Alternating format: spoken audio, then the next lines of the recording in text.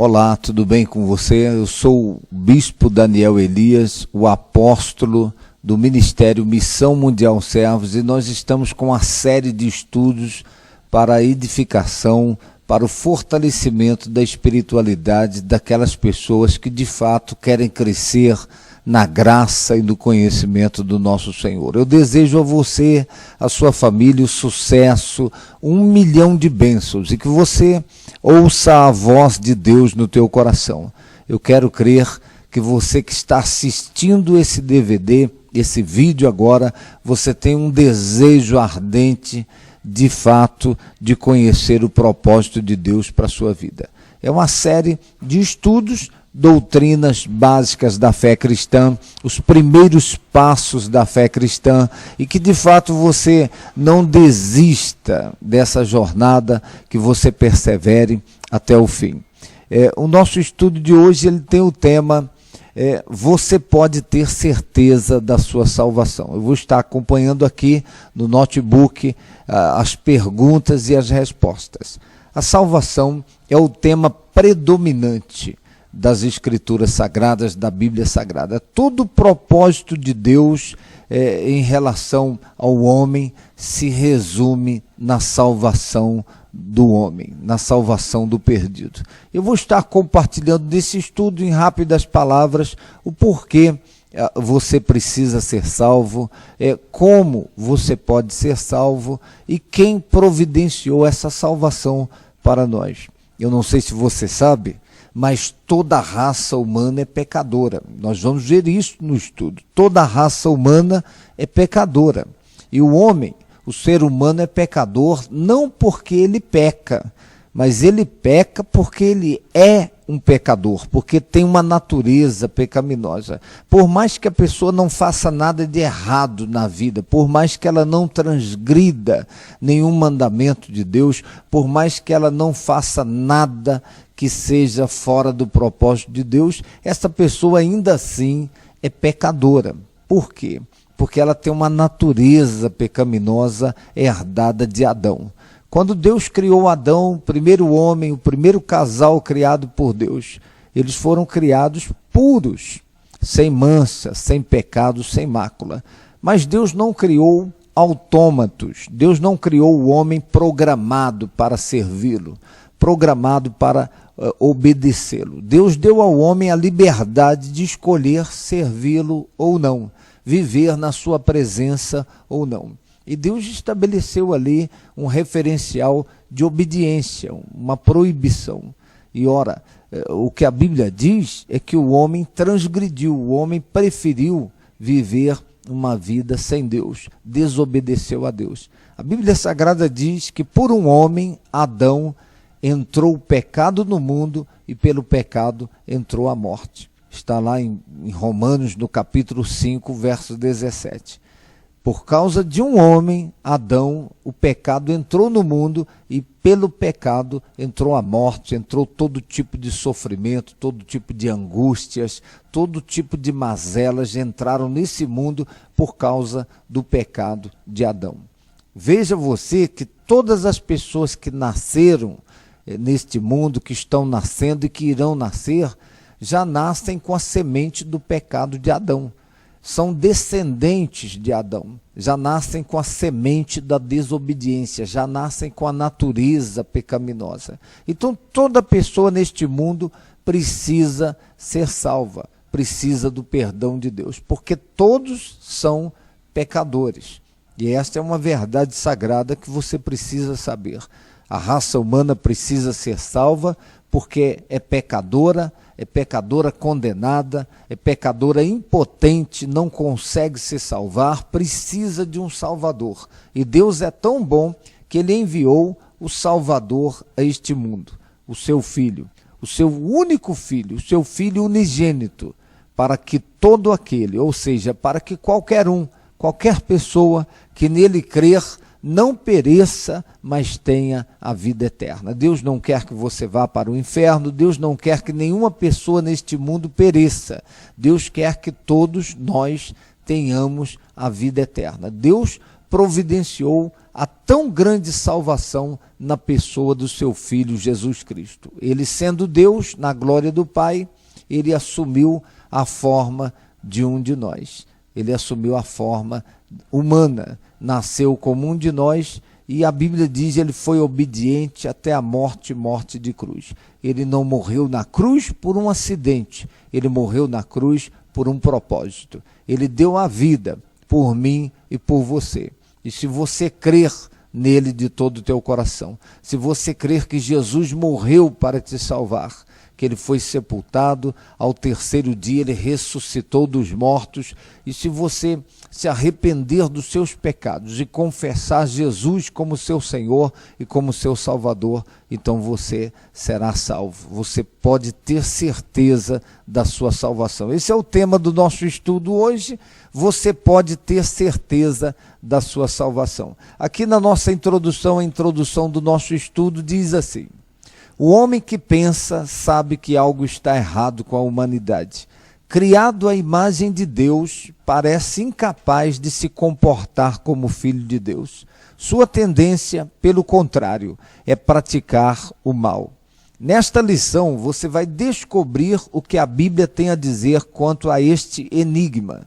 Além disso, vai descobrir que há uma maneira do homem agradar a Deus, e isso por um simples ato da sua vontade.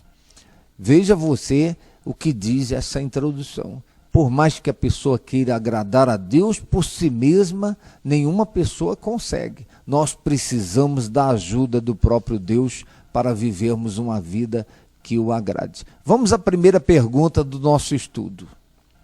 Por que os homens necessitam de salvação? Ora, a resposta vem em Romanos capítulo 3, verso 23. Está aqui: porque todos pecaram e destituídos estão da glória de Deus. É aquilo que eu disse, todas as pessoas são pecadoras. Todos pecaram e destituídos estão fora, estão excluídos da glória de Deus. Agora, o que a Bíblia Sagrada menciona nesse verso é exatamente aquilo que eu disse na abertura desse estudo. Por causa do pecado de Adão, todas as pessoas nesse mundo já nasceram pecadoras, já nasceram com a natureza pecaminosa. Por mais que a pessoa não faça nada de errado, ela tem uma natureza pecaminosa, ela é pecadora e ela precisa de salvação.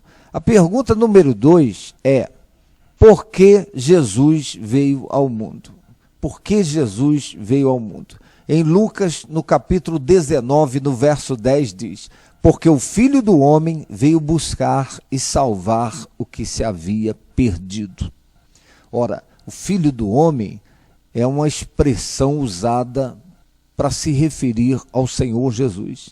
Ele veio a este mundo para buscar e salvar o que se havia perdido. Então a humanidade se perdeu em Adão. A humanidade se tornou pecadora por causa do pecado de Adão. E Jesus Cristo veio a este mundo para buscar e salvar os pecadores. Para me buscar e me salvar, para buscar você e salvar você, para salvar todas as pessoas que concordam que são pecadoras, que precisam de um Salvador e que reconhecem que Jesus Cristo é esse Salvador que Deus providenciou. Continuando o nosso estudo, está aqui a pergunta número 3. Como Cristo realizou este propósito? Ora, como o Senhor Jesus realizou esta salvação? Eu tenho compartilhado que Deus é um só, subsistente em 3 pessoas. O Pai, o Filho e o Espírito Santo.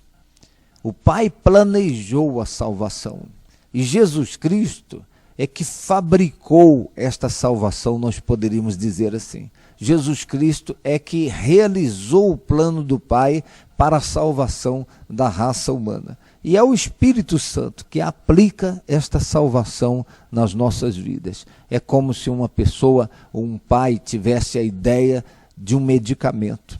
Ele desenvolve a fórmula do medicamento para alguém que está enfermo. E o filho fosse lá e fabricasse o medicamento. Jesus é o Filho de Deus. O Pai teve a ideia do remédio para os pecadores. E Jesus Cristo foi num laboratório chamado Calvário e fabricou o remédio para a raça humana pecadora. E o Espírito Santo é aquele que aplica o remédio em nós. É o Espírito Santo que nos convence do pecado, da justiça e do juízo. É ele que aplica a salvação em nós. Então, como Cristo providenciou esta salvação? Em Romanos 5, verso 8, diz assim: mas Deus prova o seu amor para conosco, em que Cristo morreu por nós, sendo nós ainda pecadores. Ele providenciou a salvação ali na cruz do Calvário. Quando Jesus Cristo morreu na cruz do Calvário, ele estava pagando o preço da nossa salvação, pagando o preço da nossa redenção. Esse foi o preço que Deus pagou para que eu pudesse ser salvo, para que você pudesse ser salvo. A morte do Filho dele na cruz do Calvário. Continuando o nosso estudo, aqui está em 1 Pedro, capítulo 2, o verso 24. Levando ele mesmo em seu corpo os nossos pecados sobre o madeiro, para que, mortos para os pecados, pudéssemos viver para a justiça, e pelas suas feridas fostes sarados. Quando o Senhor Jesus morreu na cruz, ele levou sobre ele os nossos pecados. Todos os pecados da raça humana caíram sobre ele naquela hora que ele estava na cruz. Ele não morreu por causa dos pecados dele, porque ele nunca pecou.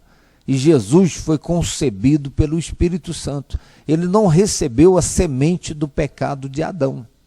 Então Jesus não morreu na cruz por causa dos pecados dele, porque ele não tinha pecado. Ele morreu na cruz por causa dos nossos pecados. E a Bíblia Sagrada está dizendo nesse texto, ele levou sobre si os nossos pecados. O meu pecado caiu sobre ele, o seu pecado caiu sobre Jesus naquela hora que ele morreu na cruz. Isso foi de tal forma, de tal maneira que a Bíblia Sagrada diz que Deus, ele não suportou olhar para o seu filho na hora que estava ali pendurado na cruz. A Bíblia diz que houve trevas naquela hora. A terceira hora do dia virou uma escuridão, porque Deus não suportou olhar. Deus é santo e Deus não tolera o pecado, Deus não suporta o pecado. E quando ele olhou para o seu filho ali na cruz do Calvário, e que ele viu os pecados da raça humana sobre ele, os meus pecados, os seus pecados, Deus virou o rosto e houve trevas naquele momento. Ele morreu na cruz, levando sobre ele os meus pecados e os seus pecados. Aqui continuando o nosso estudo em 1 Pedro, capítulo 3, verso 18. Porque também Cristo padeceu uma vez pelos pecados, o justo pelos injustos, para levar-nos a Deus, mortificado na verdade na carne, mas vivificado pelo Espírito. O Senhor Jesus morreu na cruz, não, conforme eu disse, pelos pecados dele. Foi o justo morrendo pelos injustos que somos nós. Jesus Cristo, o justo, morreu na cruz pelos injustos que somos nós. O santo deu a sua vida pelos pecadores. O reto, aquele que é reto, deu a vida dele por aqueles que têm uma vida torta. Ele morreu por mim, ele morreu por você. E diz mais o nosso estudo. Aqui na pergunta número 4. O que devemos fazer para ser salvos e receber a vida eterna? O que é que uma pessoa tem que fazer para ser salva e receber a vida eterna? Você precisa saber que um dia a morte vai chegar para mim, vai chegar para você, ninguém é eterno nesse mundo. E depois da morte, a pessoa continua existindo. A morte não mata o ser, a morte não extermina com a pessoa. Apesar da morte, nós vamos continuar existindo. Vamos continuar existindo depois da morte. A morte mata o biológico, mas o ser, o indivíduo, continuará existindo, continua existindo depois da morte. porque nós existimos em 3 dimensões. Nós somos um espírito que possuímos uma alma e habitamos num corpo.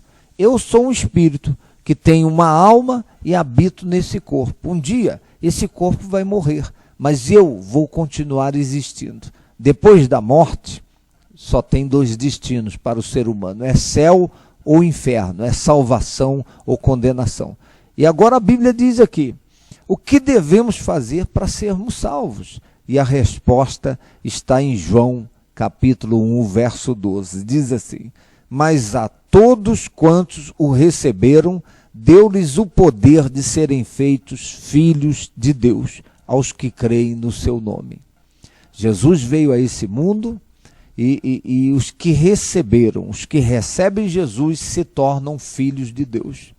Alguém diz que todos nesse mundo são filhos de Deus. Isso não é verdade. A Bíblia Sagrada diz que todos nós somos criaturas de Deus. E nós nos tornamos filhos de Deus quando entregamos a nossa vida a Jesus, quando recebemos Jesus como nosso Senhor e o nosso Salvador pessoal. Então, o desejo do meu coração, a minha oração é que você de fato se torne um filho ou uma filha de Deus, recebendo Jesus como seu Senhor e como seu Salvador pessoal. Aqui diz mais no nosso estudo. Evangelho conforme escreveu João, capítulo 3, o verso 16. Eu chamo isso de uma espécie de comprimido do Evangelho.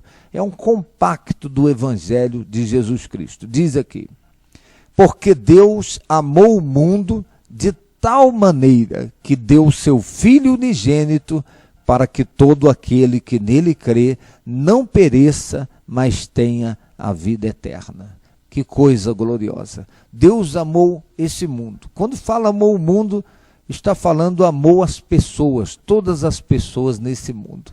E isso foi de tal maneira, de uma maneira tão intensa, que Deus enviou o seu único Filho a esse mundo, para que todo aquele, eu gosto dessa expressão todo aquele significa qualquer um, qualquer pessoa, não importa o quão pecadora a pessoa seja, esta pessoa, Deus a ama. Deus ama a todos. E Deus amou o mundo de tal maneira que deu o seu único Filho para que todo aquele, para que qualquer um que nele crer não pereça, não vá para o inferno, não sofra condenação eterna, mas tenha a vida eterna. Deus não quer que você vá para o inferno, Deus não quer que ninguém nesse mundo vá para o inferno. Por isso, ele providenciou esta tão grande salvação, enviando o seu único Filho para morrer na cruz do Calvário, para que qualquer pessoa que nele crer não vá para o inferno, não sofra condenação eterna. E ninguém falou mais no inferno do que Jesus Cristo. Ele disse que lá o fogo nunca apaga, o bicho nunca morre, é um lugar de choro e ranger de dentes. As pessoas vão clamar por ajuda, por socorro, sem ninguém para ajudar, sem ninguém para socorrer. Deus não quer que ninguém vá para o inferno. Por isso, ele enviou o seu único Filho para morrer na cruz do Calvário, para pagar o preço da salvação, para que todo aquele que nele crer não pereça, não sofra condenação do inferno, mas tenha a vida eterna. O nosso estudo diz mais. Está aqui a pergunta número 5. As boas obras são necessárias para a salvação? Essa é uma boa pergunta. Existem pessoas praticando boas obras nesse mundo. Elas estão pensando que essas boas obras irão salvá-las. Ora, a salvação não é conquistada através das boas obras, mas a salvação é conquistada pela fé. Então, depois que nós somos salvos, nós devemos sim praticar boas obras. As boas obras justificam a salvação, mas as boas obras não conquistam a salvação, porque o homem de si mesmo, ele não consegue se salvar. A raça humana é pecadora condenada, é pecadora impotente, não consegue se salvar por si mesma. Precisa de um Salvador. E Deus providenciou o Salvador, que é o seu Filho. Então aqui diz no nosso estudo, respondendo a essa pergunta, pergunta número 5. As boas obras são necessárias para a salvação? E diz em Efésios capítulo 2, verso 8 e 9. porque pela graça sois salvos por meio da fé. E isto não vem de vós, é dom de Deus, não vem das obras para que ninguém se glorie. Imagine você, uma pessoa realiza boas obras e ela diz, eu fui salvo, eu consegui a minha salvação. A salvação não é mérito humano, é o mérito de Deus, é o amor de Deus, é a graça de Deus providenciando a salvação para toda a raça humana. Então, aquele que crê em Jesus é salvo para fazer boas obras. As boas obras não conquistam a salvação. Aqui diz mais no nosso estudo. Tito, capítulo 3, verso 5. A carta de Tito, capítulo 3, verso 5. Não pelas obras de justiça que houvéssemos feito, mas segundo a sua misericórdia, nos salvou pela lavagem da regeneração e da renovação do Espírito Santo. Está aí, não por obras de justiça, não por obras de caridade, não porque você diz eu jejuo, eu frequento a igreja, eu sou dizimista. Tem muita gente jejuando, frequentando igrejas, sendo dizimistas que não são salvas. Ora, por quê? Porque a salvação não vem por obras de justiça, não vem por obras de caridade. A salvação, ela vem pela fé no Filho de Deus, que morreu na cruz por nós. Aí, depois disso, a pessoa deve sim praticar boas obras, praticar as obras da justiça. Diz mais aqui no nosso estudo. Pergunta número 6. Em quem se encontra a vida? A maioria das pessoas estão pela vida sobrevivendo. Há uma diferença entre viver e sobreviver. Uma pessoa que está vivendo a vida sem Deus, está vivendo a vida fora do centro da vontade de Deus, essa pessoa não tem razão para viver. A vida dela não tem sentido, não tem significado. Você foi criado por Deus, para Deus, e sem Deus você será uma pessoa incompleta. Agora, onde nós encontramos a vida? Onde nós encontramos razão para vivermos? Onde nossa vida ganha significado? Na pessoa do Senhor Jesus. Aqui diz 1 João capítulo 5, verso 11 e 12.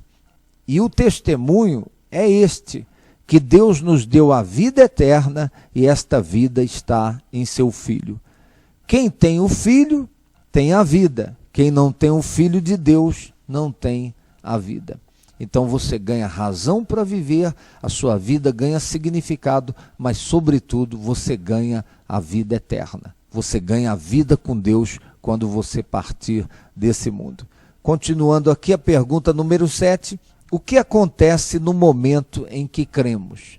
Ora, quando a pessoa crê no Senhor Jesus, o que acontece naquela hora? Tem gente que pensa, vai descer um anjo do céu, vai dar um estrondo, né? E eu vou ter ali um sinal de que de fato eu fui salvo, eu fui salva. Aqui diz, em João capítulo 5, verso 24, diz assim, na verdade vos digo, que quem ouve a minha palavra e crê naquele que me enviou, tem a vida eterna. E não entrará em condenação, mas passou da morte para a vida. Então não vai acontecer nada de sobrenatural à sua volta para que você tenha um sinal. É a mesma coisa, você vai ao banco, você que tem uma conta bancária, e você tira o seu extrato, o extrato bancário. Ali vem dizendo o seu saldo, quanto dinheiro tem na sua conta. Ora, se você tem o extrato da sua conta bancária às suas mãos, você não precisa sentir nada, não precisa dar nenhum estalo ali, alguma coisa, para você ter certeza que o dinheiro está lá na sua conta. Você tem que acreditar naquilo que está escrito no extrato. Está escrito ali, poxa, eu tenho tanto na minha conta. Você não precisa ter nenhum sentimento que, eu estou sentindo aqui que eu tenho dinheiro na minha conta, eu estou sentindo que é verdade, esse dinheiro está na minha conta. Não precisa sentir nada, é só acreditar no que está escrito no extrato. A Bíblia Sagrada é o extrato da nossa salvação. Você não tem que sentir, eu estou sentindo que eu fui salvo. Não, você tem que acreditar. Deus vai me dar um sinal, alguma coisa vai acontecer que eu fui salvo. Não, você tem que ter certeza da sua salvação, porque está escrito: aquele que receber o Filho de Deus tem a vida. Aquele que crê em Jesus Cristo está salvo e não entrará em condenação. Aqui diz, continuando, 2 aos Coríntios, capítulo 5, verso 17, diz assim: assim que, se alguém está em Cristo, nova criatura é. As coisas velhas já passaram, eis que tudo se fez novo. O principal sinal que você vai ter da sua salvação é a mudança da sua vida, a mudança do seu comportamento, a mudança das suas ações e das suas reações. A Bíblia Sagrada diz: se alguém está em Cristo, se alguém acredita em Jesus Cristo, nova criatura é. Eu tenho compartilhado frequentemente que o Evangelho de Jesus Cristo sempre transforma a pessoa em uma pessoa melhor. Observe à sua volta, as pessoas que estão se esforçando para viverem para Deus, que receberam Jesus como Senhor e como Salvador, elas se tornam pessoas melhores. Um pai melhor, uma mãe melhor, um filho melhor, um patrão melhor, um cidadão melhor. Por quê? Se alguém está em Cristo, nova criatura é.